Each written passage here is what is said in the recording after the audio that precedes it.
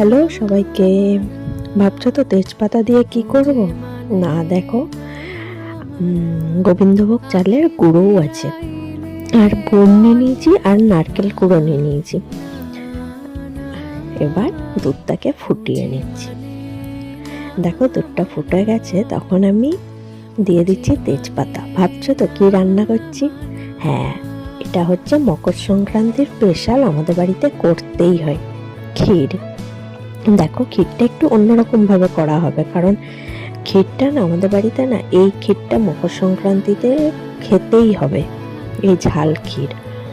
তো একটুখানি তেজপাতাটা দেওয়ার পরে, ফুটে যাওয়ার পরে আমি দিয়ে দিলাম নারকেল কুড়োটা।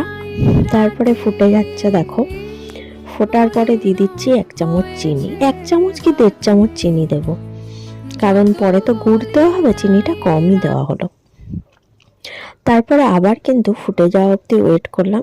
1 চিমটে নুন দিলাম। এটা কিন্তু আমি, দেখো, যে গোবিন্দভোগের যে চালটা ছিল, গুঁড়োটা, চাল গুঁড়োটা, ওটা দুধ দিয়ে গুলিয়ে নিলাম। আর ওপাশে জিরেটাও আমি দুধ দিয়ে গুটিয়ে নিচ্ছি, জিরে গুঁড়োটা। ভাবছো তো এইগুলো দিয়ে আবার ক্ষীর বানাই? হ্যাঁ গো, অসাধারণ খেতে লাগে, একদিন বানিয়ে দেখো। তো গুড়ও দিয়ে দিচ্ছি। গুড়টা আন্দাজ মতো দিতে হবে, একটু তো মিষ্টি মিষ্টি লাগবে এই ক্ষীরটা খেতে, সেজন্য। গুড়টা দেওয়ার পরে কিন্তু দুধটা ভালো করে ফুটে যাচ্ছে। তারপরে আমি কিন্তু বাকি মশলাগুলো দেব। দেখো আমি কিন্তু দুধটা ভালো করে ফুটিয়ে নিয়েছি। এবার 1 চিমটে লঙ্কা গুঁড়ো দিয়েছি। তারপরে আবার ভালো করে ঘন করে নিচ্ছি, ফুটিয়ে নিচ্ছি। এবারে চাল গুঁড়োটা দিচ্ছি, আর কিন্তু ওটাকে নাড়ছি হাতা দিয়ে, না নাড়লে কিন্তু জমাট বেঁধে যাবে।